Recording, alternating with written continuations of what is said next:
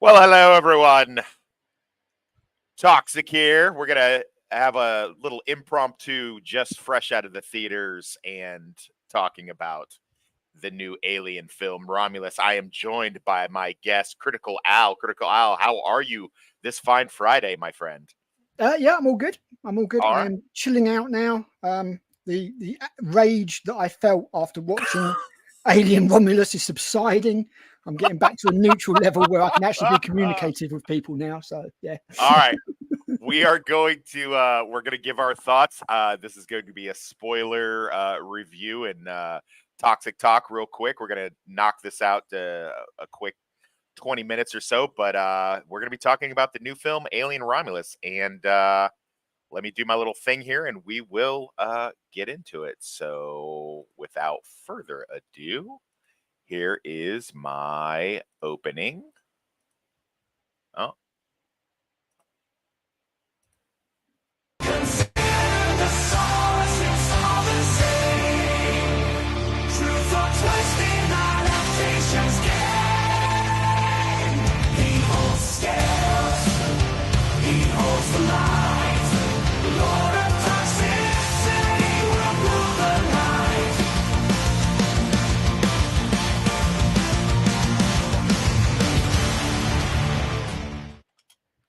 all right. So, Alien Romulus. Let's for the uninitiated, again, this is going to be a spoiler talk.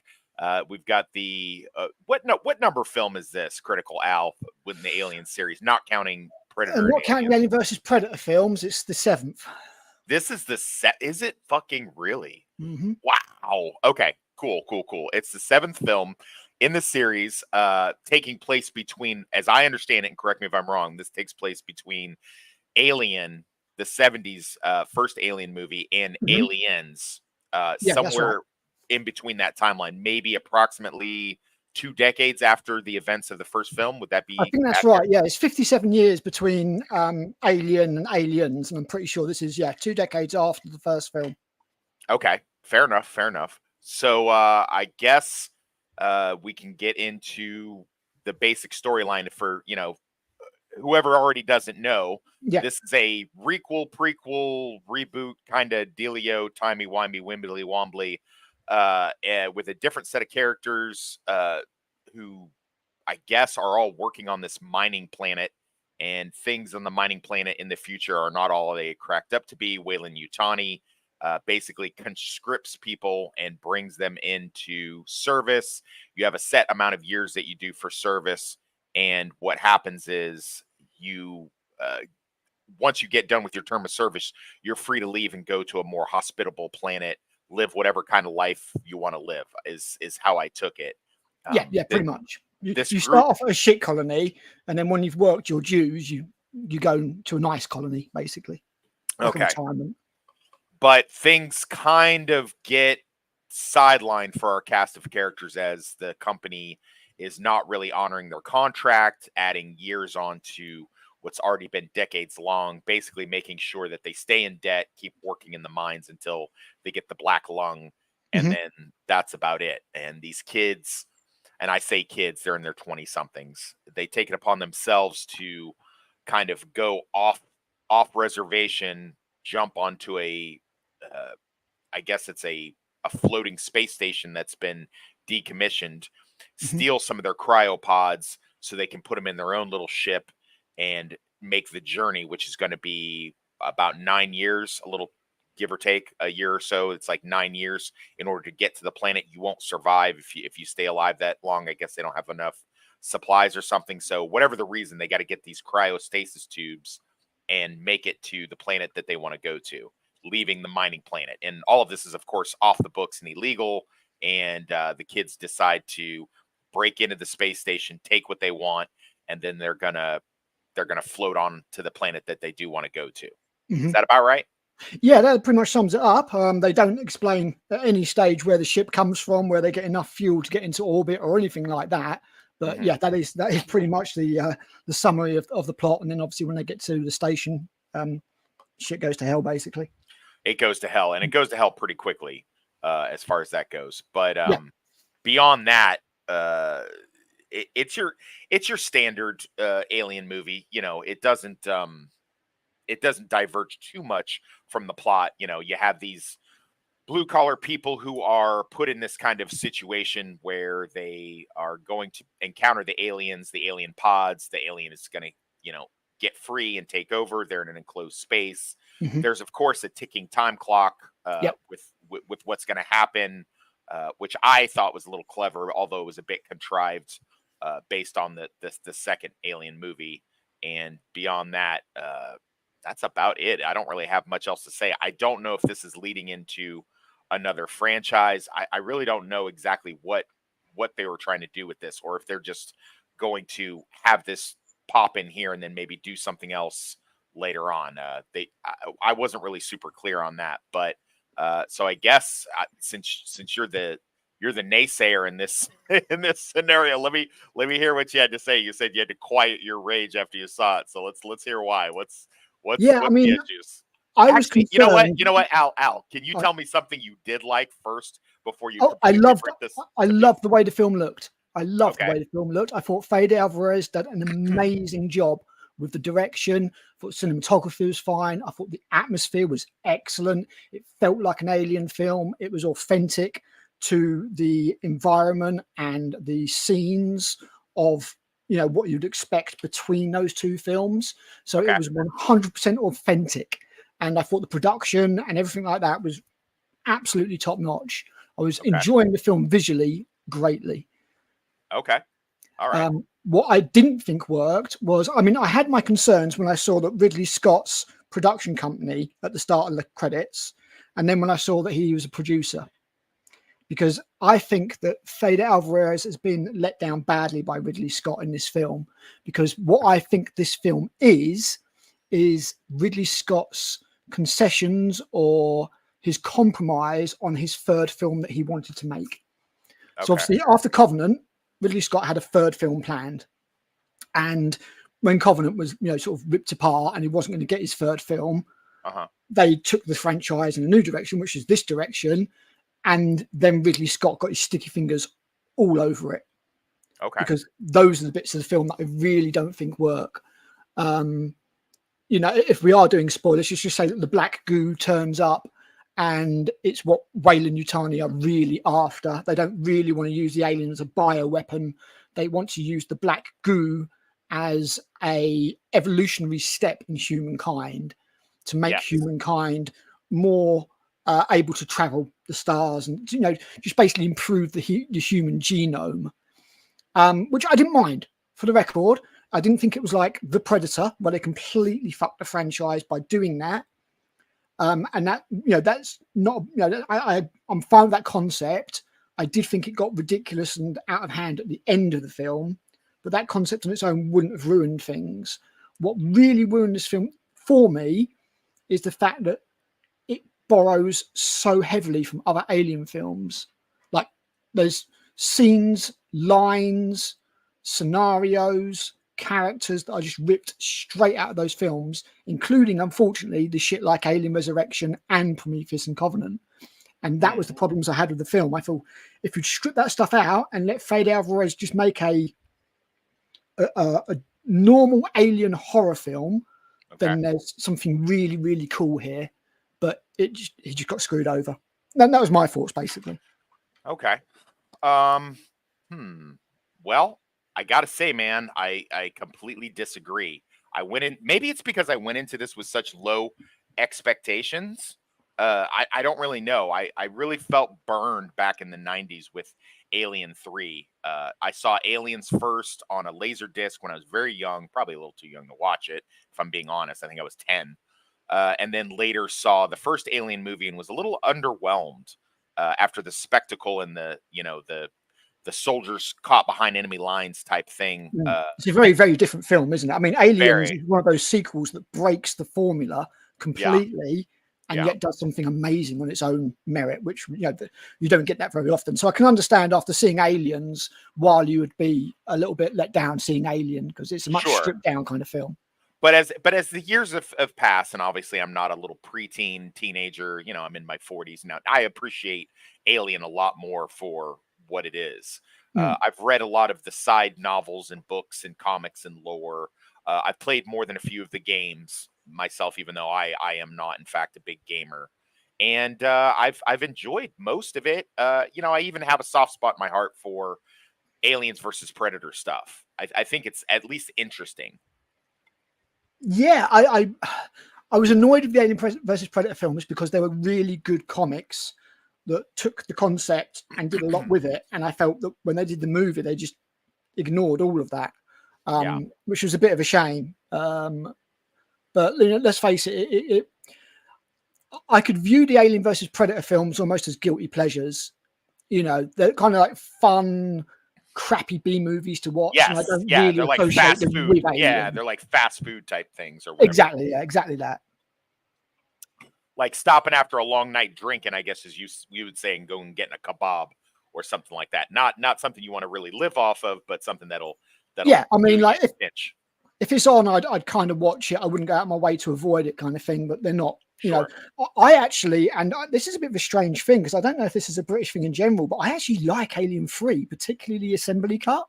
Have you seen the assembly cut? I have no. I don't even know. I don't know what assembly cut means. So David Fincher was really not happy with Alien 3 at all, as he is with Mhm. quite a lot of the stuff that he does. And he asked his name to be kind of taken off of it and wouldn't Okay. do a director's cut. So what you have instead is an assembly cut, which puts an awful lot of stuff back in, including where they catch the alien. Mhm. I recommend you check it out. It might change your opinion on Alien 3. Okay. Well, I So have I a say Alien 3 is a very, I mean, I don't hate it as much as many people, but I can see it's definitely the poorest of all the films. yeah. The assembly cut does quite a lot of work to improve it. So check it out if you can. It should be readily available. Yeah. I've got I got a Plex pass, so I can pretty much watch whatever I want whenever I want to watch it. So I'll definitely boot that up and take a look, since it's kind of an Aliens vibe this weekend. So, my thoughts on this, I 100% agree with you as far as the aesthetic, the visuals in this movie. They really did a good job of bringing me, it's almost like a Blade Runner-esque type future world, very bleak, very dark, very, what's the word I'm looking for? Just kind of confined in it gives you a sense of claustrophobic kind of dirtiness, a lived-in feel that Mhm. I feel like movies like Prometheus and then later Alien Covenant, I felt like they were a little too clean, a little too neat, a little too shiny. Yeah, it was a Even little bit too high sci-fi, not low sci-fi, wasn't it? That was the thing. yeah, a little. I don't know why. Did we get the popcorn? No, Joe, we didn't get the popcorn buckets, man. I didn't. I can't speak for Al, so No, I did not. I'm seeing it again on Sunday with my missus. I might have a look then. I didn't look today. I've got to be honest. Yeah. I walked did- at that cinema in a rage. I used to work at a movie theater, so I don't. I It's a don't big have. thing now, the popcorn buckets, isn't it? It never was. But Yeah. since June, they've gone like, oh, we can make good Yeah. money out of this. Yeah, people seem to like them as collector's item, if nothing else. Mm. So yeah, I'm not a big fan of popcorn in general. I'll occasionally get one, but I don't. It's not something I'm super into. Anywho, I don't know. I don't know if it's just the fact that like I said, I had such low expectations, but I liked I liked all of the characters that I was supposed to like right away. I don't Yeah, know the much. guy who's an arsehole was a bit over the top, isn't it? He's Yeah. sort of like He's mega racist so arsehole with yeah, a British he's such a accent. piece of shit that he makes you Spike. His name is Spike Fearn as Bajorn, which right away, I mean, that name, you just know you're not gonna like that guy. Yeah. It has that tight cast, that small group of cast like the first one did. Mhm. I liked Kaylee Spaney. I've only seen her in the one other thing, which is the Civil War movie, and I Yeah. did like her in that That's the only as thing well. I've seen her in as well. I thought she was better in this than she was in Civil War, to be Oh, honest. by miles, by miles. I But was for a me, little the real worried. star is David Johnson, Andy. I thought he Yes. was amazing. He's basically the star of the movie, if I'm being Yep. honest. Absolutely. I don't even see like I mean, obviously she's the protagonist, but he's really the standout Mhm. star of the film. And Well, took their me in- relationship is the heart of the film, isn't it? That's Yes. that's the beating heart around which the rest of the Yeah. film revolves. But the amount of work that David Johnson had to do with the different characters as his ship has changed, kind of thing. Yeah. I was very, very impressed by. Very Yeah. impressed by. So he's a British actor, right? Yeah. What else There's is quite he? a few British actors in here. Could you understand them all? Very difficult. I mean, I worked for. I don't know if you know this about me, but I worked for a British company for my last tour in Iraq. Oh, So okay. I had I was the only American on site, so it was pretty difficult to suss out what they were saying half the time. I don't believe I've seen David Johnson in anything else. I'm looking at his CV right now, and I don't recognize any of these things. The Unit new series. I don't know what that means. I don't know if that's related to the TV show The Unit. Deep State, Gen Y, Booker. I don't know any of these things. I don't know if these are Meat Puppet.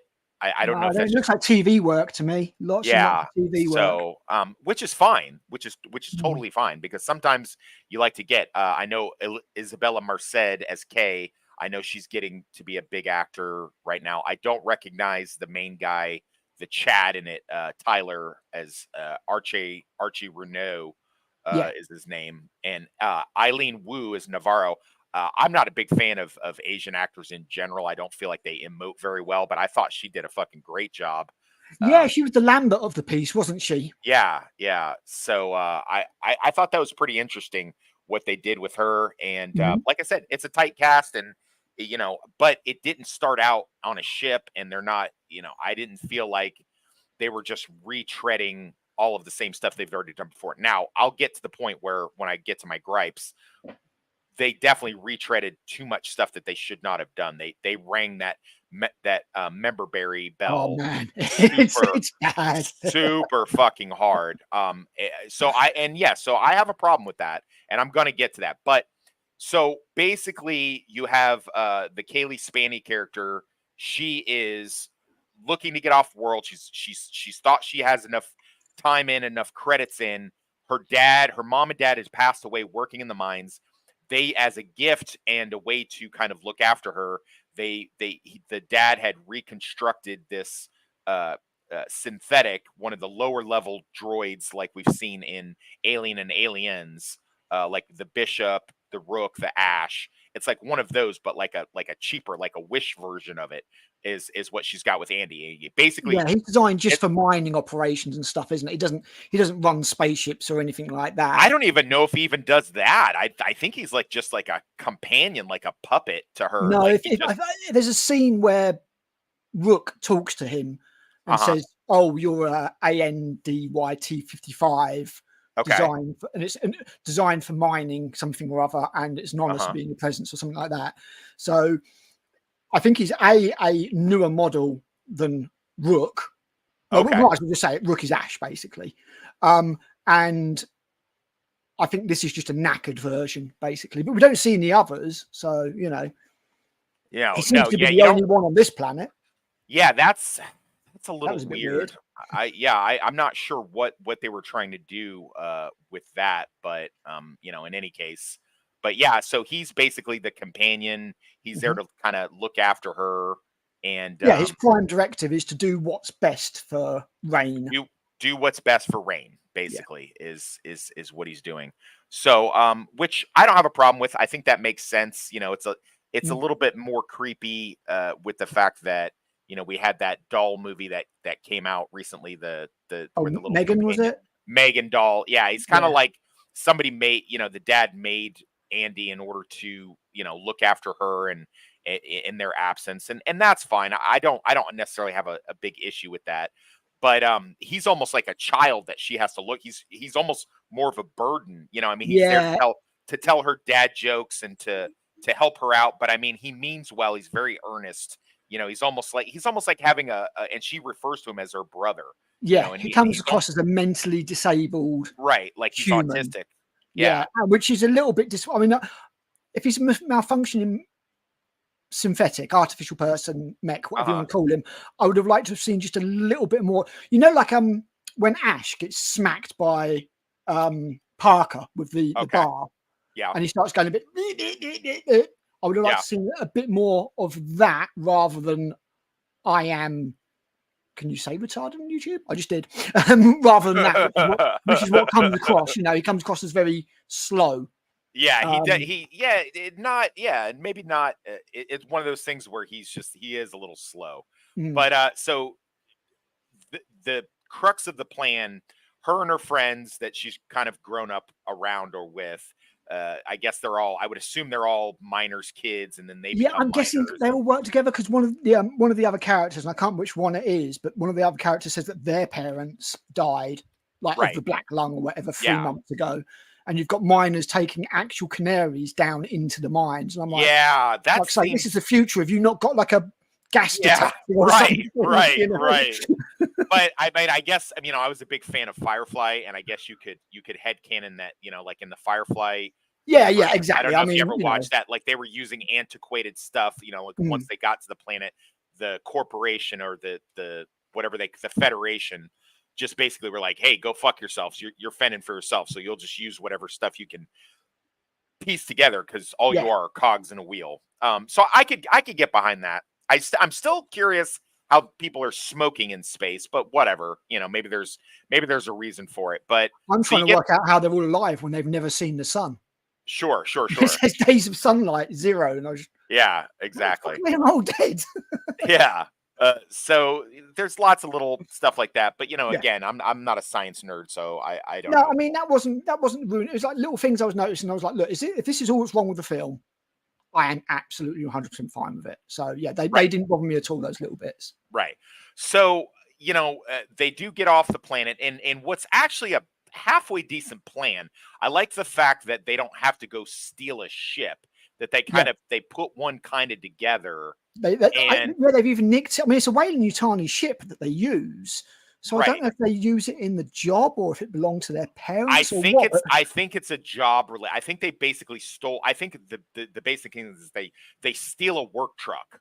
Like they've stolen a work truck. Gotcha. Because it's loaded up with ore, isn't it? Right, but it's not something that is necessarily going to get like the whole colonial marines after them or something like that. Like it's not like they didn't take a warship or a Sulaco. Like they took like the basic bitch. It's a junker, truck, isn't it? Yeah. And they took that, but that's not the thing that they need. What they need is these pods, and the pods are what will get you from point A to point B, because you won't survive in space travel because you can't. That's why, like in Prometheus, David the synthetic is running around the ship making sure everything's okay. But everybody else is unconscious for 5, 10, 20 years, whatever it is. So I get that. I can get behind that. It's a very simple plot. It's not overly complicated. They're not looking for the unobtainium in order to power up their light speed maneuver. It's very workable. Like even a dummy like me could be like, okay, like this ship can make it eventually, but we won't. So we need something to make us be able to do it. And I love the sequence where I don't think the ship gets a name, but where it takes off and goes to that whole thing was just incredible. It's like the Nostromo in Alien going down to LV 426, but backwards. You can really get the sense of the struggle of the ship going up through the newly made atmosphere and into space. I thought that whole sequence was amazing. I do think that they do give it a name. I don't know what it was, and I don't know that I really care that much. Yeah, I mean, the ship isn't really much of a character in it or anything, is it? No. But so they get onto the space station, and they're told they have 40. I don't know what they're told. 36 hours. Yeah, 47 hours, 36 hours, whatever. They've got a few days to dick around. Which right off the rip, Rain, the main character, Kaylee Spanish, she's kind of like, ugh, that doesn't sound super great. And he's like, nah, we're going to be in and out in 30 minutes. Yeah, sure, the fuck you are. Yeah, no, basically the space station is going to crash into the planet's rings in 36 hours. So, because it's gone off its orbit, it's been damaged, and of course, this is one of the things that pissed me off a little bit about the film. I was getting the first couple of things I've mentioned were like, okay, that doesn't really bother me. And then this did start to bother me a little bit. If this space station is so important, bear in mind what happened on it, I can't believe that Weyland-Yutani would have lost it. And I can't believe it would turn up above this colony and these kids would be the only ones to notice it. But I have a theory. I have a theory about that, and I'm I'm gonna run it by you, and you let me know what you think Okay. about that. But I'll get to that. But I do have a theory on that. But anywho, so yeah, they get up there on the space station. They're looking for the cryo tubes, the cryopod. They find them. Find out they only have so much fuel. So now it's Mhm. another quest. It's another side quest. We have to get. We got the pods that people can go into and keep us alive. We've got the ship, but we need to get this fuel that'll fuel the cryo tubes. Okay, fair enough. They go into an area that's been sealed off. So let's go into an area that's sealed off. The whole MacGuffin of it is that they've got to use Andy because even though Andy isn't super great technologically speaking on the mine and stuff like that, what he is good for, he's basically an all-purpose USB adapter, Yeah, and he can he's a get into walking key. yeah, he can get into Wayland Utani stuff and open up locked doors and things like that. That's very important. I'm going to get back to that. So remember that for later. So basically, he can open up stuff that, needs to be opened. They find what they're looking for in a lab, but they've got to go through a sealed door where there's a bunch of, everything's been like frozen and shut down. They turn the temperature up, and in doing so, unintentionally awaken all of the xenomorph face huggers Mm. that attack you and give you the And there's a the lot of them. baby. And there's a lot of them. Yeah. Shitload And of them. side note, I am terrified of those things. I do not. Those things to me are scarier than the alien itself, and the Yeah, aliens are yeah. plenty fucking scary. They But get a starring role in this film. They do. they Really. do indeed. They do indeed. So that's going on. The Mhm. guys. So it's the There's two something in main. the water. Yeah, it's something in the water. I got a bottle of water. So the two annoying Cockney guys, the one halfway decent guy, and the other one are in there. They're grabbing what they need to grab. They're Mhm. saying, "Hey, we're locked in here. We'll figure it out." Kaylee Spanny comes up with I guess they're calling her Rains, Rain, which is funny because my girlfriend's name is actually Rain. Rain decides, okay, I got an idea. So she goes in there with the Asian girl who has a Spanish name for some reason, Navarro. They Mhm. go in there and they find the obviously melted, blown up body of an Ash model named Rook. They pull his chip out of there and Mhm. they give it to Andy. Andy has to reboot in order to take over the chip, and that's going to give them access to those doors and allow them. Meanwhile, the dickhead Bajorn he finds a stun taser and shit starts to go wild as they Mhm. assault him in the water and starts attacking them I mean, right I around. really like that sequence as well. It Great was full of sequence. Great tension. sequence. It was full of action, where like Bjorn's like batting them away with the Yeah, stun gun and stuff. I was like, oh my god, are they going to make it? Are they going to make it? Are they going to make it? Because I figured it was going to be simple as just bang, their face hugged. That was it. I was like, yeah, these are red shirts, they're fucked. And yeah, it wasn't like that at all. And I was really impressed by yeah. that whole action I scene. was So also impressed. There's this great scene where when Andy gets done rebooting, he's now rebooted with an upgrade. yeah. And they pay this off multiple times because when he gets injured or damaged or knocked down, there is a way to reboot him with a special key Mhm. that It's Rain has literally on a, him. a twisty, windy key that you put into Yeah, his neck or head. exactly. So, but it takes time, like anything else, like rebooting your Mm. computer or whatever. So, Yeah, it's a good tension adder, isn't it? Because yeah, they reboot him just before the face huggers start right. escaping. And So he he's stuck catches there. He one. can't do anything. They're going past him, and Yeah, he catches one midair, yeah, just and just after he reboots, it's cool. yeah, and they manage to get through the door, but unfortunately, as they get through the door, the Asian girl takes one right on the face from the face hugger, which is Hmm. a really good way they did the tension because you're thinking that any one of these guys is going to get hit. You're thinking Yeah, she's safe on the other side of the door, and then this little fucker jumps through the crack in the door and yeah. just For some reason, gets on top of her. there's a hole in the door for the cryo chamber. There's Yes. like a weird gap. I don't know why. Even after it's fully closed, I'm like, all right, fair enough, whatever.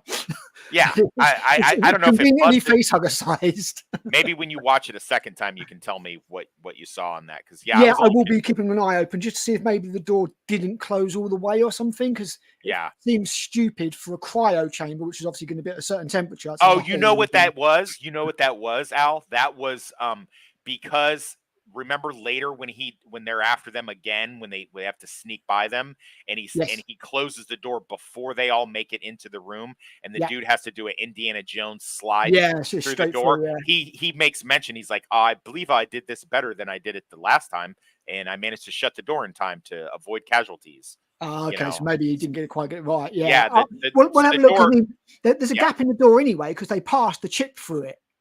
Well, that's So the door to the Landy. cryo chamber. Then they get back to Yeah. the med lab, and the Yeah. med No, lab. not the med. No, I was talking about the cryo chamber. Sorry. Yeah. No, the med lab is sealed. They just don't quite time it right. One gets through and gets Navarro. Right. So it gets Navarro. They reboot Ash, or Rook rather. Mhm. So here is my first gripe. So I don't know what they were trying to accomplish bringing back Ian Holm to do. It's Because he not Ian obviously Holm. is not. What's his name? No, What is, it is Ian Holm played Ash, but that is not Ian Holm. It's no, another no, actor. because he's passed away. Yeah, because he's passed away. So I don't know what Like they were 3-4 years doing. ago. Trying 2020, yeah. I don't know what they were trying to accomplish by bringing his face back, but they pull a kind of a Rogue One, kind of digitally, and it looks ridiculous. It's a bit uncanny valley, isn't it? They kind of get away with it because it's an android and he's a bit beat Right. up, and it doesn't matter if his facial movements don't quite look human because you're like, well, he's an android, so you can kind of get away with it. Right, but why did they need it looks dodgy. Yeah, why did they need to use him? There's no reason they could. An android could be any model. Yeah, Android. they could have It invented look like any other android. There's no need. right. Yeah. I mean, hell, they could have done something creepy and had another Andy down there, and then that would have been even creepier. That would have been really, cool. if that would have been cool. Yeah. Or a I bishop, wouldn't. like a prototype bishop. Sure, I wouldn't have done that. This was a bad call on their part, just for member Barry's sake. So that's my gripe number one. I will say though, the voice was amazing. The voice It was sounded amazing. Exactly like Ian Holm. It was so right. good. Maybe they should have messed his face up more. Yeah, because it was the animation that didn't look right. Because that's what they did in Alien 3. They messed up Lance Henriksen's. They really went hard into it, and they just said, "Well, what if we just really destroy his face?" Yeah, well, they mashed it up because it was a lot of it was not prosthetic, like a fake animatronic thing, wasn't it?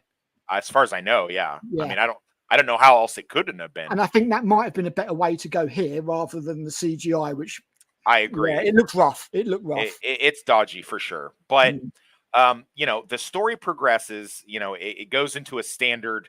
We got to get off the ship because the ship's going to hit the rings. The standard ticking clock. So what happens is it's a bit stupid that the time sequence gets accelerated quite a bit, doesn't it? Because they go off course after the incident happens. Yeah. So what happens is Navarro. It's kind of dumb. So Andy's programming is changed by the new chip.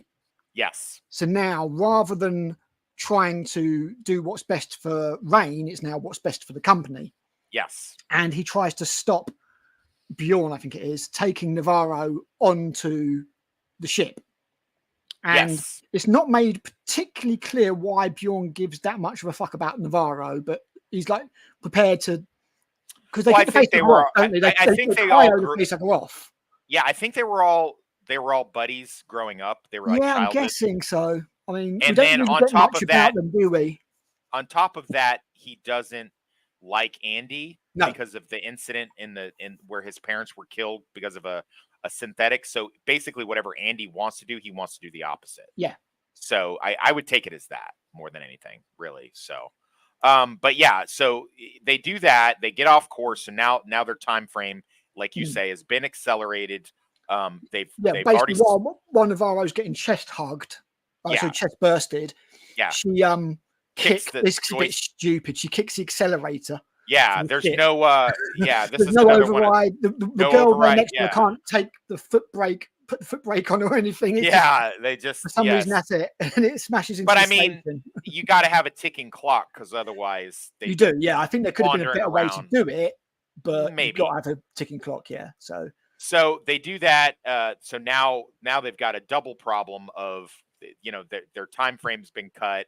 It's like 40 minutes or something stupid like that. It's something, that's the longest 40 minutes ever. And they have a couple pluses in their favor, which is they're sealed off from the main alien stuff, Mhm. and Andy's upgrade has made him stronger, faster, and given him a lot more intelligence. The bad part is, of course, as you say, Andy's now his prime directive is let's do what's good for the company. On Mm. top of that, he's got Ash slash Rook's voice in his head saying, "Hey, there are certain directives that the company wants. Let's make those happen, and I'll help you. I'll help you get your little friend Yeah, off the ship." Rook's manipulating the scenes from where he sat, sort of Yes, yeah, half of an half android kind of melted. just sat Yeah, there. half melted in half, or Mm. whatever. So now you've got the girl Kay, who is also pregnant, by the way. Mhm. She is messed up. She's the sister of Tyler, even though she doesn't have an accent, which is strange, but whatever. I don't really know how stuff like that works, Good point. I but didn't actually realize that. Yeah. yeah, so they're supposed to be brother and sister, but then again, Rain and Andy are supposed to be brother and sister, and they're not even the same species. So I mean, Yeah, whatever. true. So I you've mean, I got get the feeling, obviously, that's just like his dad, her dad redesigned him, so he's just filling that role, and well, she yeah, just yeah. calls him brother. Yeah. So Kay is on the ship with Navarro. They've crashed into a deeper part of the space station. The space station's set to crash into the rings. Mhm. So Rain, Tyler, and Bjorn and Andy have to go save, well, what they think is the other two. They're not aware that Navarro is dead at this point, Yeah, and get them so they can get off the thing before it crashes into the rings, which is now, like you say, it's been accelerated. So now they've got to do this, but in the interim, we've got face huggers are flying around, and now we've got aliens, the actual xenomorph proper, are floating around as well. yeah. So it's a huge mess, and the environment's really bad, and we don't know who Andy is working for, and we've got Ash slash Rook is manipulating shit behind the scenes and I'll speak to that in a second. So And there's something we've we got should mention actually, because it will become relevant later. uh-huh. The gravity is going on and going Yes. off every few minutes, Yes, yes. There's a whole big thing about how the gravity starts and stops and starts and stops, and it's a big and it thing. will, And it will continue to do so at very, very inappropriate and unfortunate times. right. Well, it tends to do it whenever the plot needs it to Exactly, happen. that's what I meant. So there's that. So now they're navigating this. What I do like about it is it's very tense. Mm, It gives me a good idea of this space station, what it was used for. Obviously, the aliens. It's sort of a mix between the first movie and the second movie, isn't it? Where yes, yeah. they've sort of turned, the aliens have turned what they've controlled into a hive, Mhm. and they're navigating through it. And there's just as much creepy elements of the aliens running around as we have Andy, who we now like. We don't even know if we can trust him anymore, Yeah, and he's so kind of off-putting and direct yeah. in the way He's that like he's super smart and authoritative and with it, and he's got, he's like, oh, that plan's not going to work. I need to change, and we do this plan instead. And you right, know, he's become the de facto leader of right, the group. His personality and his role in the group has completely changed. right. And as I say, the actor does a good job. Yeah, he definitely does. So they find out that they in fact did not save Navarro, and No, that she is going to, because they did manage to get the facehugger off her, but not before it implanted the alien. yeah, They find Kay. She takes some like serious damage to her plot armor, falling down yeah. crazy amounts of flights of stairs and steps, Mm. and I mean just everything. And she must be made of rubber because she survives a lot of shit. Even She's with the trapped, baby. even with the baby. She's trapped behind the door, and they have a chance to get her and a kind of callback to the first movie. Andy is as opposed to Ash in the first movie. Andy is, no, we can't open the door because it'll put everybody else at Yeah, risk. he says And the alien is waiting for them to open the door. right, Shows the and alien really fucking smart. right. At some point here, somewhere here, I missed it. It needs to be said. Bjorn, he never really stops being a total tool, but Oh, he does do some serious damage to a lot of the aliens. But he gets a little bit ahead of himself and decides to take the taser the taser rod and try to kill the alien as it's in its Yeah. cocoon, He's a turning into twat, an alien, basically. and he does it. He fucks it up Yeah. bad. There's they take it that they add a new element to the alien life cycle. So we know that the chestburster molts and it sheds Yes, its skin like a snake or a spider or something right, and then it before just growing it into leaves the a husk. full-size alien.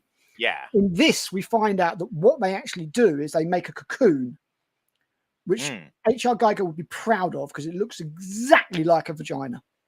It does. It does. It's pretty Exactly. gross. It looks It's exactly like a vulva or a vagina. it's Not gross. subtle at all. And basically, what Bjorn does is he gets his cattle prod and he jams it in there good Mhm. and sort of electrifies the alien a little bit, but doesn't do a particularly good job and gets melted by the acid, like really horrifying, Right. nastily. and And the alien's fine. yeah, the alien's fine. I mean, it took a little damage, but it's Yeah, basically yeah. fine. And it winds up, of course, Bjorn finds his exit out of the movie, and that's all there is to be said about that. And he Mhm. just gets melted. He will not be missed. He will not be missed. He was a total tool. He lived as he died as a total tool. But so yeah, so that's happening, and we've got our other three survivors and Andy, or the other two survivors and Andy are trying to Mhm. save the third, the sister, the pregnant sister, Yeah. and she's stuck behind the door. Andy won't open it. Now, of course, he came on. The whole purpose was because he's a key. He's an open key card that can Mhm. access anything, and he won't open the door. In a really heartbreaking scene, it's a whole, where you have Rain, and she's just like, this is not the Andy that I know. Yeah. He would not let somebody die.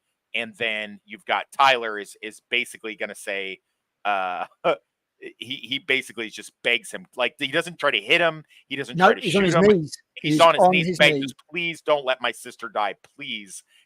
And of course we know from the alien lore, they don't kill you. They Yeah. will eventually eat you if they need to, but what they'd rather do is create more of their species. So what they usually do is they grab you up in order for you to be a host for other of their species. That's Mhm. basically it's basically what happens to her. And as they progress along, we get some really cool set pieces, some tense scenes of them sneaking by Mm. the How did you feel facehuggers. about that with the raising of the? Because this, Well, see, I know from the comic books. I know from the comic books. Damn, tell me what you really think, Nix. I know from the comic books that the aliens don't have eyes; they go by senses. yeah, So I did know that they smell, they taste, all that kind of stuff. So I did know that. That's why in the Predator versus Aliens comic, the Predator's cloaking device doesn't work on the no. aliens because they don't have eyes, so it doesn't matter anyways. Mm. So Although that what I and did that. like, just very quickly, when they showed the dead alien in the lab, Mhm. you could see the original skull that Geiger designed that was going to be in the first Alien film. I thought that Okay, was a really nice touch. okay, that's interesting. So, and I do have some questions about that. Maybe you can answer them, but we'll get to that. Mhm. So, going along with the plot, they've got to sneak by these face huggers. It's a tense scene. Supposedly, if you sneak by them and you are at the same body temperature, they won't attack you. They'll just kind of skitter around. I'm Yeah. not sure that theory really holds water, but No, I whatever. thought it was dumb as shit. It Yeah, made for a good scene, but I just yeah, thought it was like they just basically stealth their way past the face huggers, and I was like, right. And yeah. of course, during that time is when the sister calls him on the walkie-talkie, and that's what happens. And then of course you get the great scene of Andy just saying run. Yeah. I timed that really good. The clip happened That just was it, perfect, wasn't it? Yeah. yeah, and they have to run away from these little fuckers, and they Mm. do a good job. And Andy closes the door, and Mhm. blah blah blah. Yeah, he's So like he's going to close the door on um God, what's his name?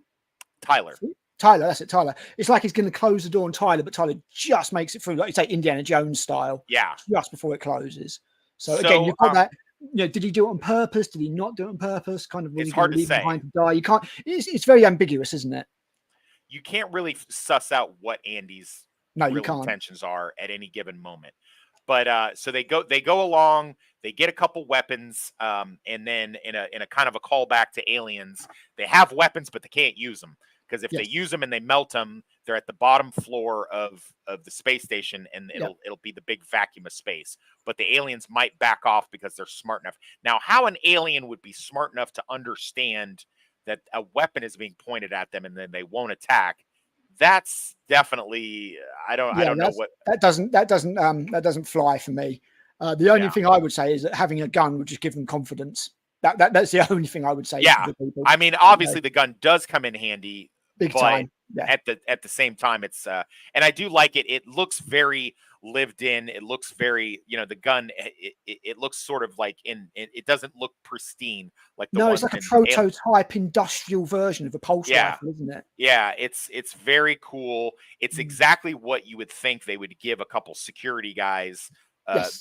that work for a Wayland Yutani company, as opposed to Marines who know what they're doing with the actual weapon and stuff like that. And it comes in handy because it also answers the question, like, how would this 90-pound girl take a pulse rifle and be a badass? So when I Mm. first Yeah, saw because that, it's got like an auto aim on it, hasn't it? So right, yeah, which is cool. So yeah, as we no, go that's good. along, we get through the next couple set pieces. Things are looking bleak. Andy's got specific orders, which I guess is to get the black goo to one of them, Mhm. preferably the pregnant one. Give it to her, and there comes a moment where it's like she's suffered enough damage that the aliens didn't impregnate her. So now they've got a choice between: do we get her to the pod? What do we do? We're gonna roll out and try to get to these pods on time, and just send, instead of going to the new planet, we'll just send her home and then back to the colony, and the colony will take care of her. Why they think that this colony, the mining colony that's been a piece of shit thus far, Mm. would take care of this girl is unbeknownst to me, but whatever. So they go through that. There's a couple great scenes with Andy, where he indicates he realizes that if they were going to go to the planet, he was going to get left behind, and he kind of makes a couple slick Yeah. comments. It got a good laugh out of the audience, like a Synthetics are illegal on Vega or whatever the new yeah, colony they were going to whatever go was. utopia they're Yeah. going to.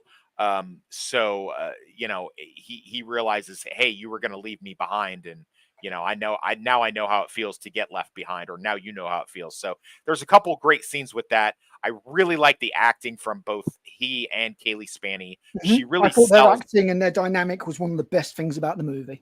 Yeah, she really sells the fucking part. Yeah. She doesn't come off girl bossy. No, She there's come that's she another thing. There is no girl bossy moments in this film at no all.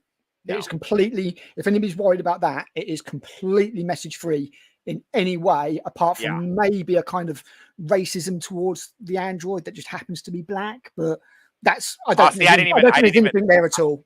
yeah, I didn't even put that together, if Yeah, I'm I being don't think there's honest. anything there. I don't think it's intentional in any level. I just think it just happens to not like synthetics, basically. So yeah, Sure, no, it's fine. sure. But so they get to the point, and of course, out of nowhere, Tyler gets hooked by one of the aliens. The Hmm. aliens have now taken the bodies because the temperature's been raised. Now the bodies can cook. They spew out a bunch of aliens. The aliens are all Hmm. over the place. The face huggers are all over the place. Lots of It's people in really bad. alien suits Yeah. because And then it's all practical at this point. yeah, absolutely, which I thought was great. Yeah, Uh, it really was. she does manage to get Kay into the ship and is going to send her back to the mining colony. And Hmm. she has a moment of clarity where she's just like, you know what? Andy's been damaged again. She's got to go reboot him and go back for him. So she's not going to leave him behind again. So in a pretty cool callback to Alien scene where Ripley goes back for Newt, she goes back for Andy. Yeah. Uh, Reboots him, but reboots him with the original Andy programming, and they Hmm. get cornered, and it's basically, hey, we're about to get slaughtered. Let's tell a couple dad jokes, which is Yeah, in they're, Andy's. they're it's kind of like Newt and Ripley again, where they're waiting for the lift. Mm, yeah, but Um, instead of a lift coming, she gets a realization that they might be able to use the gravity yeah, thing to their, you know, to yeah. their So she's going to turn the anti gravity off so that they can shoot the aliens, right, so and that the acid won't go through the hole. the acid won't drop Apparently, immediately. it's not quite how it Um, works, but Yeah, but so she does that in a pretty badass scene where she just blasts through Mhm. most of the aliens, and their blood's flying around all over the place. But in order to get out of there, they got to go back the way they came, which Yep. means to kind of float through all of this acidy blood stuff. Yeah. They do manage to get through. It's a pretty cool set piece and a cool scene. I don't know how to feel about the whole, Andy saving the day and then get away from her, you bitch. What I what s- I said I no, I was not happy. you were not happy? I mean, get away from her. I'd be like, that's fine. And then he stops and then he says, you bitch. And I'm like, there's no need for that at all. If you just said get away from her, I would have been like, oh yeah, cool little kind of almost half callback. And then he goes, Yeah. you bitch. I was just like, fuck off. Fuck off, film. Yeah, the Crackle member drinker style. member Barry's keys jingling was Oh, there's pretty. so much of it. Ash repeats lines verbatim from Alien. Yeah. There's absolutely loads of it. It is Alien's greatest hits. Alien's greatest hits. I like that. So they get through that, and then, like most Alien movies, it doesn't have a first, second, and third act. It has a fourth act where you think they've overcome and they're on their way back. And lo and behold, at some point, for reasons unknown, Kay had decided to inject herself with the black goo. Yeah. And just like in Prometheus, the black goo does what the black goo does, and she winds up spewing out an alien slash what are those? What are the things called? The engineer. It's like an engineer it's like an slash alien engineer alien hybrid. hybrid. I Yeah, hated this. yeah, This is where the film dropped to a 3 out of 10 for me. The film ends when they go in the cryopods, I'm like, yeah, that was I had problems with the callbacks, and I thought some of the stuff was really stupid, but I'm going to give it like a 7 out of 10. This ending literally dropped it down to like a 5 or a 6, absolute tops for me, because I hated it. If you're going to borrow from the Alien films, why the fuck would you do it from Alien Resurrection? I don't know. It did give Alien Resurrection vibes. I did like what she does in order to counter it. I thought that was pretty cool. I have this big fear of outer space, so like seeing stuff like that really freaks me the fuck out. So again, visually, I thought it all looked kind of cool. I didn't like the design of this creature and everything, but the whole, space station crashing into the actual rings and the spaceship dropping down that low and all that kind of stuff. Visually, I thought it was absolutely great. But because she takes that little pod and she tries to obviously throw it off the ship, she drops it down, it hatches, and when it hatched, there was half a bowl open left, and there was acid in it. And I was like, 100%, I guarantee that's going to come into play, and obviously it does.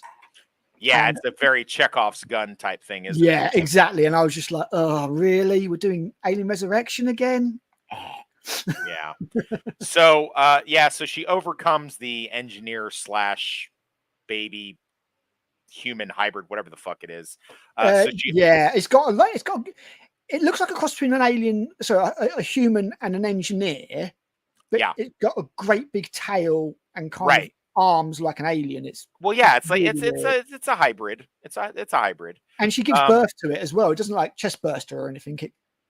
She gives birth like a human. It's fucking grim, actually. Yeah. I was surprised they got it in for a 15. Yeah, I did too. Is what R-rated for you guys? It's R-rated. Yeah, that's what we call R-rated. So, but yeah, that ending scene was a little rough. But they do get to the thing. She does her whole, Ripley monologue. I mean, again, if you want to call back the bit where she puts on the bloody suit, was straight out of Alien. Yeah, straight out of Alien, like almost identical. And I was, yeah, but it served a purpose because it was like the cryo tube had exploded and it was freezing, so she had to put it on. Oh yeah, no, I mean absolutely. But it was just, it was kind of the way it was shot. It's one of the few things that I kind of am a little bit disappointed at Fade Alvarez for, because he does a lot of very good, very imaginative and very interesting directing in this film. But when he does these callbacks, they're nearly shot for shot. And I'm just like, dude, if you just mixed it up a little bit to not make it so obvious. Yeah, I think that a lot of the stuff that we see that is member Barry's bullshit, I think that's Ridley Scott jumping in. I think it absolutely is Ridley Scott. His stink is all over this film. It is. And I think that Ridley Scott screwed over Fade Alvarez, because I think without Ridley Scott, you've got a damn good film here. Mm-hmm. I really do. I genuinely do. All the callbacks and everything are very annoying, but it's the Ridley Scott goo and that last scene that really annoyed me with the film. And Yeah. then when she says this is Rain, whatever, signing off, I just went, fuck off, film. Yeah. Like literally copying Ripley's sign off word for word. And I was just like, no, no, no. Yeah. She was a warrant officer. You're just some minor or some shit. Yeah. You again, just mix it up a little bit. Yeah. Too many callbacks. Aliens' greatest hits, and unfortunately, they included the shit movies as well. Yeah. You know, unfortunate. There was a really good film here, and I think there's a really good director's cut by cutting out some stuff, which is unusual. But yeah, it is what it is. I mean, what would you give it as a final rating? So if we're going, 1 out of 5, or Yeah, we'll do it at 5. all right, 1 out of 5, 1 being, total dog shit, Madam Yep. Web. I want to walk out of the theater and drill a hole in my brain, or 5 being No Country for Old Men. I can't wait to watch it again. Yep. I definitely give it a low 4. I'd give it a low 4. I as I say here in the thing, it originally was set to be a Hulu release. I think it would have been better off as Hulu, because this is like this is very on par. I don't know if you watched that Prey movie that Hulu did. I did. Yeah, it does feel like that in some ways. Yeah, there's lots of good things to be had. I do like that they've done something different. They've done a lot more world building. Yep. I like the fact that, with the exception of one guy, who they identify right away as being a total fucking ham sandwich. Such a twat. He's a total plank. He's a total plank of wood, but they identify him as the plank of wood right off the rip. And unlike the other movies where he's set to be a genius and they're all set to be so smart, and then they all do the dumbest shit, I think all of the moves that they made here were actually legitimately like that. And it's not stuff that's outside of their wheelhouse. It's not like, she becomes a badass with the gun. The gun has auto fire on it. Yep. It's not like she all of a sudden can pilot the ship. She doesn't know how to pilot the ship. When they lose their pilot, they're fucked. They have to go to autopilot. The film is absolutely message free. Like I said, there is zero message in this film. So I liked all of that. I liked the acting in it, especially from the two leads. I liked the subversion of expectation with Andy and what it is that he does. I did not see that coming. I guess I just didn't understand the trailer. I thought he was a whole nother character. Okay. So I didn't even know he was the same character. I didn't know he gets like an upgrade and becomes not only a better android, but British for some reason. I guess what is that supposed? Is that a message that you guys are trying to tell us? You're trying to tell us that if you get an upgrade, Ridley Scott is British director. Is his production influences. If you're going to become an upgraded, smarter, it balances out, because you got the stupidest bastard in the film is British, and then the smartest one's British as well. Sure. But he's like Cockney British, isn't he? Oh my God, I'm a road man. But yeah, so I like that. I was interested from the beginning all the way to the end. There's stuff that I didn't like about it. Obviously I've said some of my gripes. Now thanks, Nix. So here's my theory. As I said to you earlier, like, you're saying, well, why are they just going to let this space station float around and get destroyed? Now I take it that this was like a black bag operation that they didn't want.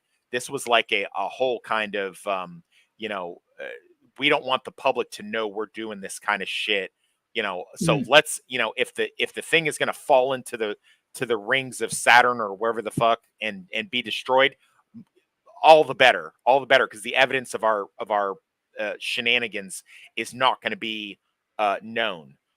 But if we can let a few kids, we don't know where the inception of this plan came from. It's very vague. All of a sudden, this kid has an idea to go up to this space station and go steal these cryotubes and use it.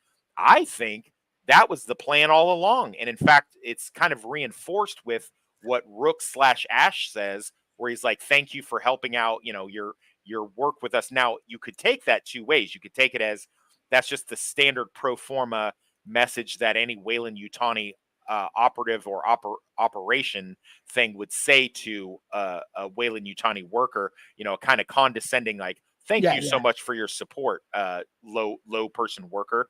But I think what he meant was, thank you for getting this black goo thing out there because that's what we wanted to happen. If we can't, because they want to use the xenomorphs as a bioweapon, but they're yeah. extremely hard to contain, as we witness time and time Mm, again in these movies.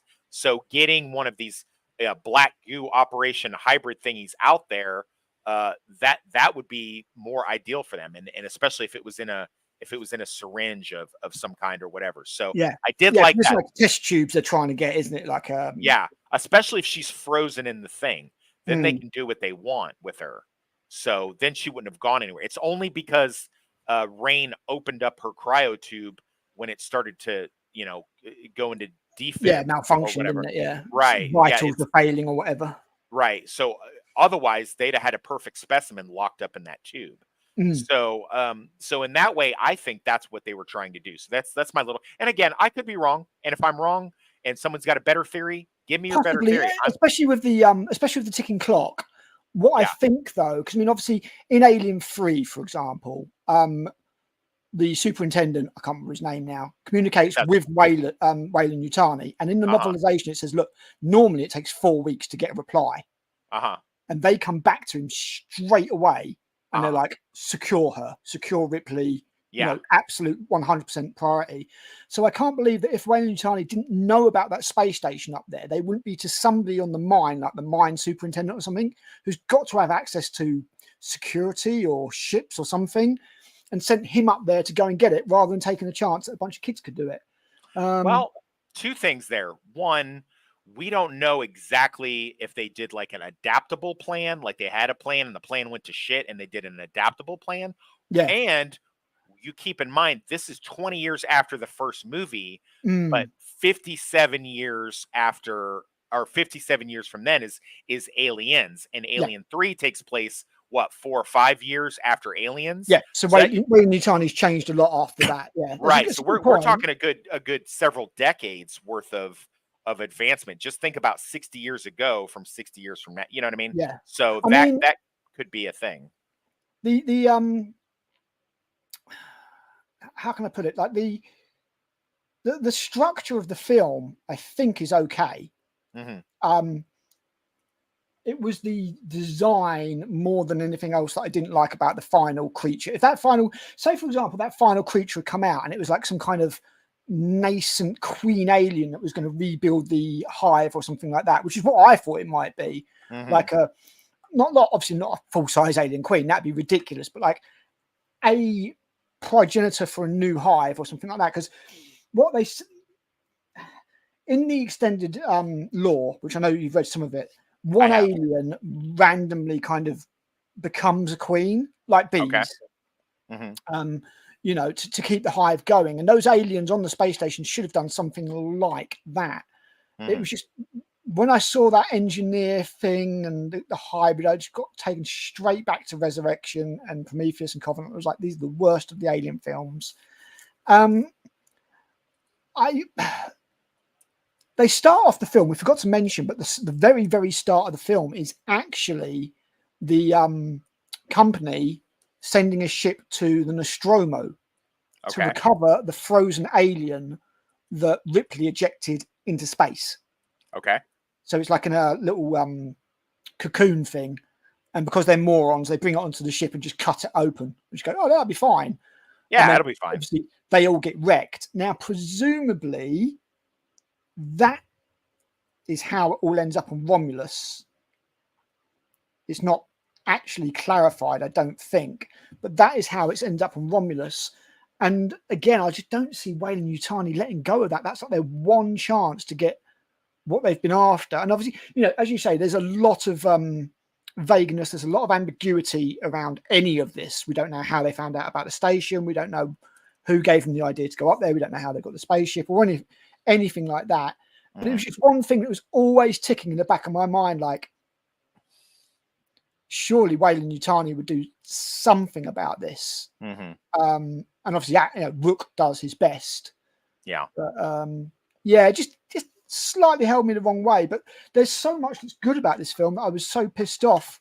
Would you have preferred to see it do like Prey and go to Hulu and that, or do you think it works better as a No, big because of budget Fede movie? Alvarez's direction, particularly those opening 20 odd minutes. Uh-huh. I think it deserves to be seen on the big screen. Okay. What Although, so 1 out of 5, 1 being, Madam Web, 5 being No Country for Old Men, where would you put it? um, I am between a 2.5 and a 3 by average. Okay. I think that you could make cuts to the film that would easily get me up to like a 4 out of 5, like a low 4 out of 5, like you. The end of the film for me knocks it all the way down to like a 2. I really, because the thing is, it's got like most Alien films, it's got those false endings, but we've seen enough Alien films now that we know it's coming. Yeah. So when Aliens came out, so when Alien comes out, you think she's escaped everything. Right, the alien's on the shuttle. She's got a blow out there. Look, okay, fair enough. The first time around, that might have been revolutionary. I don't know. Aliens, they escape. Like, oh, okay, we're good, cool. And then, Bishop gets taken by the tail, and again, you're like, oh right, okay, another false ending. They've got to do the mech fight, which is amazing. With the power Yes. loader, and that's a truly amazing moment in film. And then with this, all the way through, I was just like, yeah, this isn't the end. This isn't the end. Oh, there's the end. Oh, I hate it. Yeah. There's a few problems with the film. Like, you've got the world's most convenient security cameras. Every time they look for a security camera, it's showing exactly what they need to see Good at point. exactly Good the point. right angle. Good point. You've got the thing like with where she's trying to eject the cargo. You've got the 4 levers thing, and she's done 3 levers, and then the line happens to be snagged on the 4th lever. It's the writing that's the film's problem for me, and Okay. it But shows good up a lot of acting. problems. Oh, acting's okay. Characters are mid. I thought the two, Could have been fleshed out more, maybe. yeah, absolutely, the 2 main stars, which is all you really need to care about, plus Right.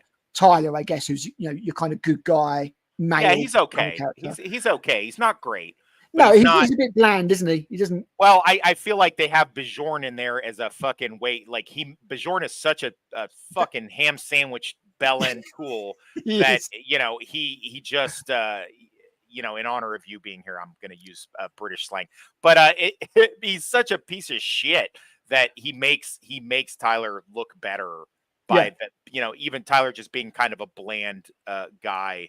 I think he has a couple standout scenes where he thanks Andy and he's like, hey Andy, you're a good guy, when Andy realizes, Yes. Yeah. you know what, I'm not going to get to go to this planet, but it'll be the best thing for Rain, so that's okay with me. And then the scene where he, and he says, hey man, you're a good guy, Andy. Yeah.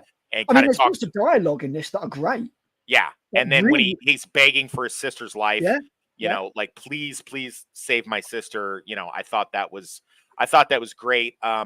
I would have liked to have seen him go out a little harder instead of him just getting ripped to pieces. But Yeah, he had a gun. I kind of thought he was maybe going to open up on I the thought that aliens. too. I really thought that was what I was like. Oh, here he goes. He's going to spray and pray now. But I Yeah. guess maybe that would have taken away from I don't fucking know. But I thought the movie's beautiful looking. It is. It's a stunning piece of The work. ending seems very tacked on, like Yeah. they were looking to make, as opposed to the narrative, organically having a 4th act. I feel like it's a tacked on 4th act. Mhm. I agree with you that had they just jumped in the cryo chambers and then that was that, I'd have been okay with that, with maybe a stinger at the end would have Yeah. been Yeah. okay. Like Aliens, with Yeah. Aliens, I'd have been okay with that. there's But a facehugger on there with them, but you don't yeah. find out until Alien 3, which starts off. But I with like a what you facehugger. say, where Ridley Scott's stink is all over this. Yes. I think that's true. I think I this mean, is his compromise in getting his 3rd film. I think so. I think it is. So yeah, I mean, will I go see it again? Probably not. I'll catch it on streaming. If there's a director's cut, or what is that thing you said, an assembly cut? The assembly Uh, cut of Alien 3 is yeah. a vastly different film. It's well worth If checking they out. have something like that, I will take a look. Mm. I will tell people, hey, I liked it. I enjoyed myself. I probably won't pop to the theater and see it again. Maybe if my girlfriend wants to go see it, maybe I could be talked into seeing. But I showed her a quick clip from it last night, and she was like, "No, babe, that's all you. I'm not watching that shit." So that's probably not going to happen. Yeah, I mean, I There's, think it's better than Resurrection. I do think it's better than Resurrection. I think it's Um, way better than Resurrection.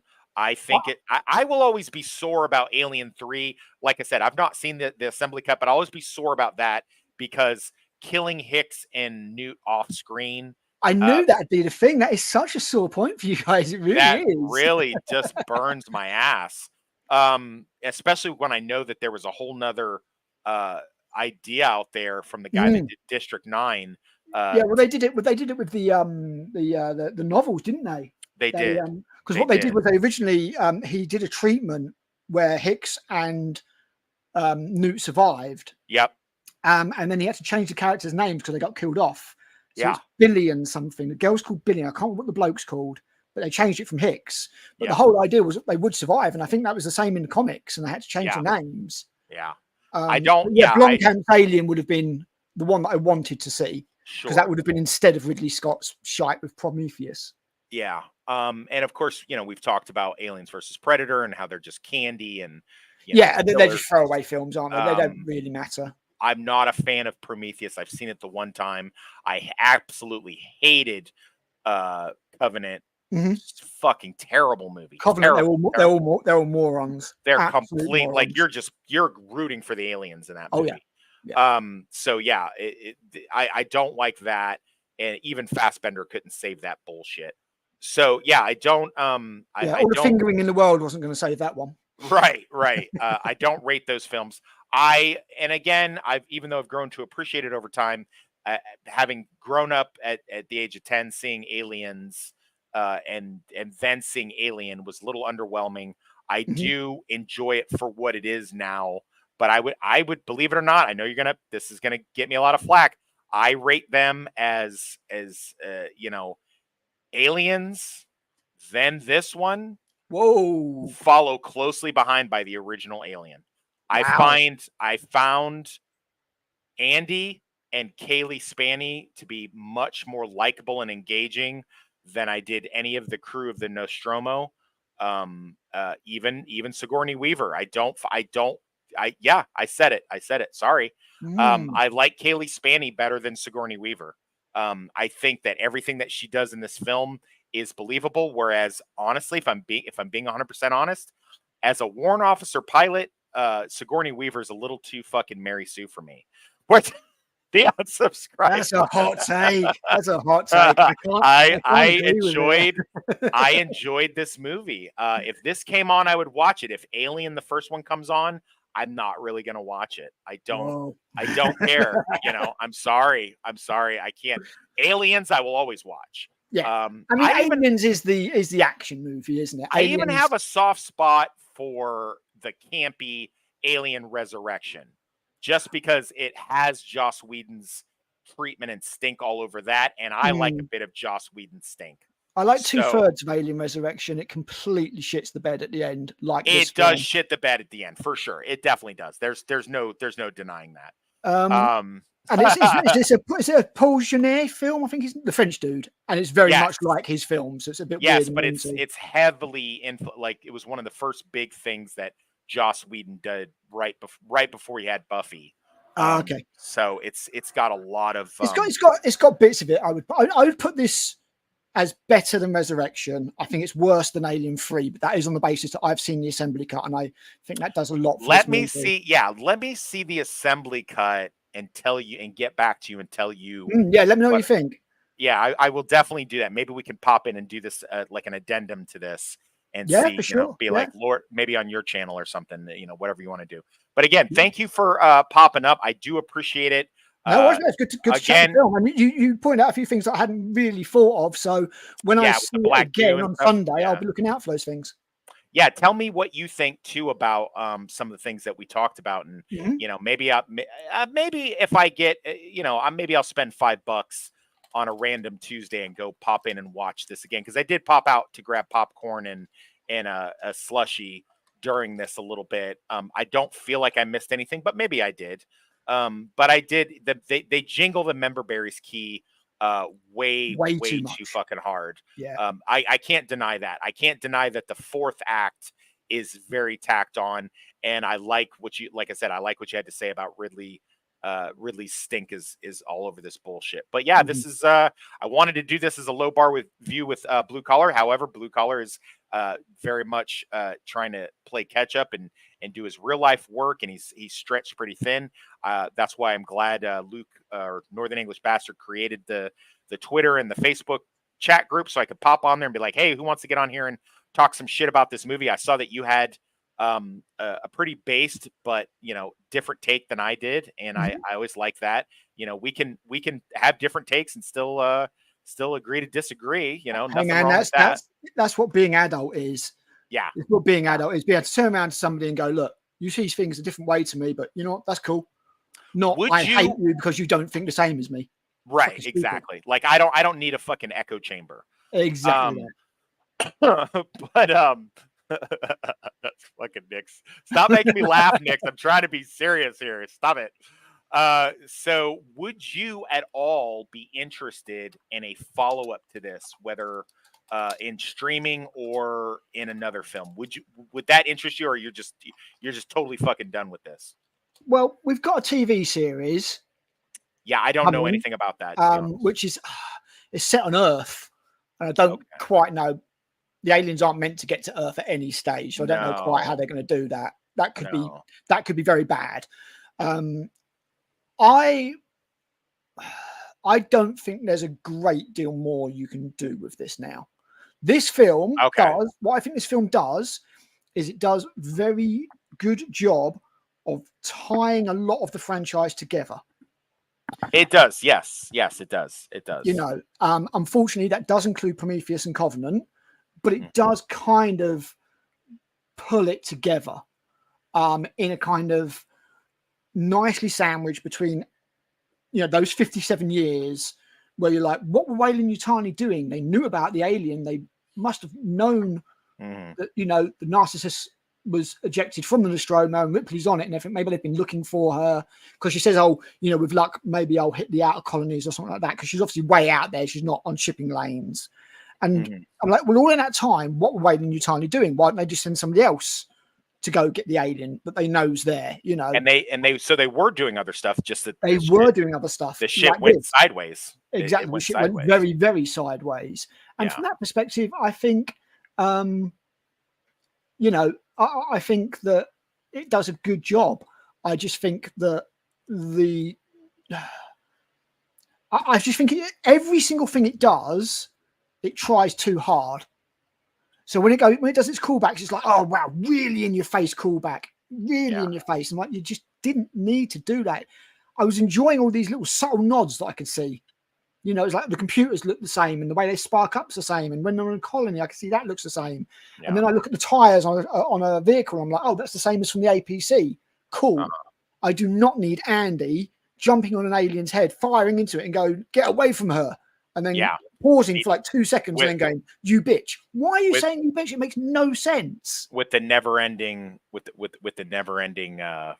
firing. Like they were at like 20%. Yeah. She ends on like 5%, and then that lasts another hour. Just like nonstop shooting. Never runs out of ammo. But whatever. Yeah, he's got problems, but I just kind of feel like if Fade Alvarez had been left on his own without the influence of Ridley Scott, I think Ridley Scott ruins this film. I really, really do. I think there's a tight horror sci-fi film that would be up there with Alien and Aliens here. It's not what we end up getting, unfortunately. Yeah. And it's due to studio, producer, whatever interference. The writing also is not great. There's a lot of modern Hollywood writing tropes, like some characters doing really stupid shit and things happening exactly when they need to happen.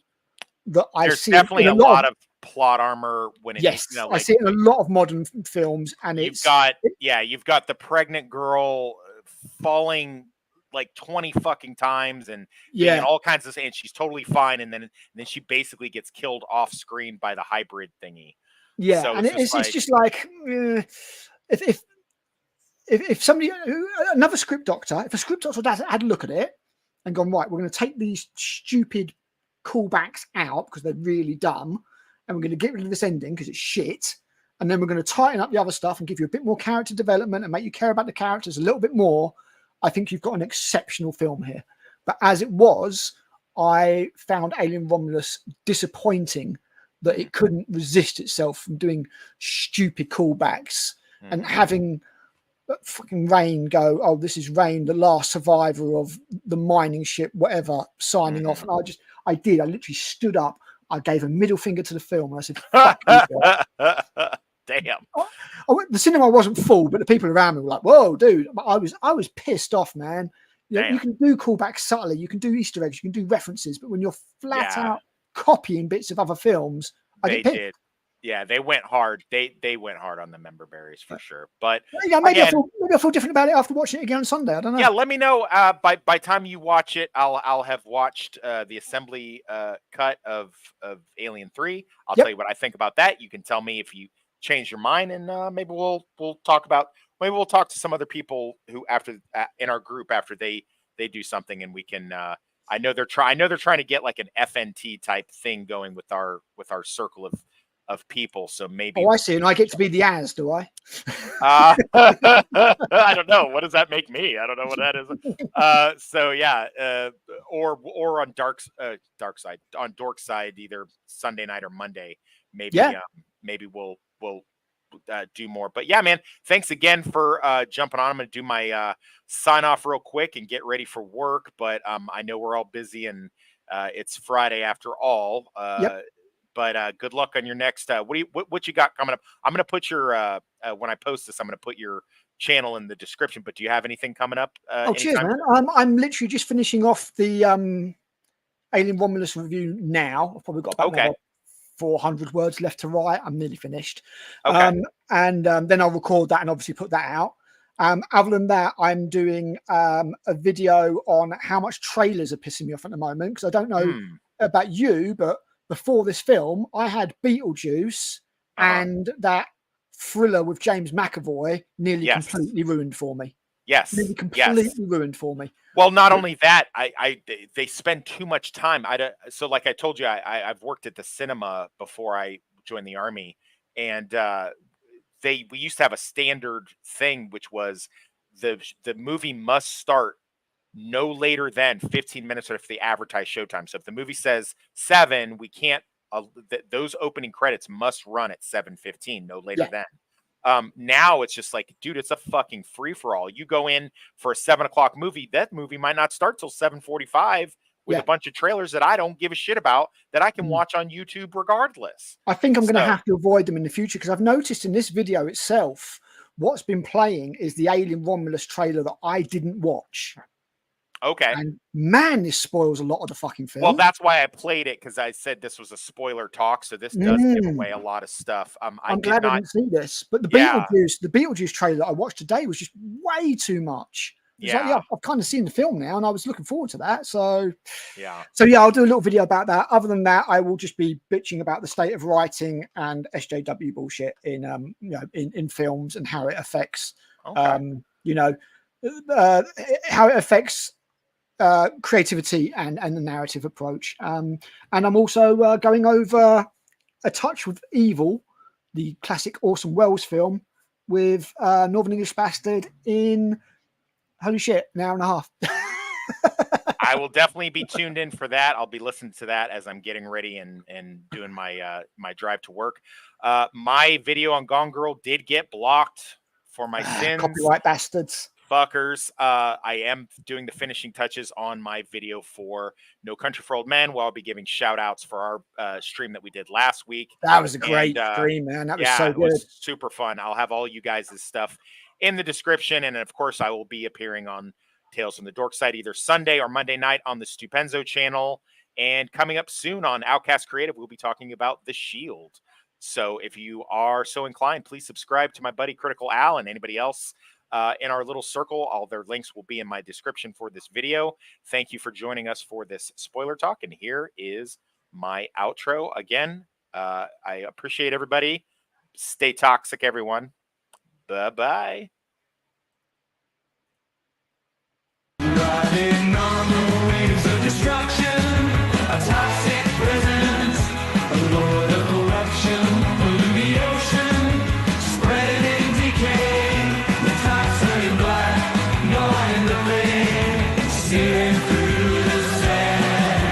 like balls of steel.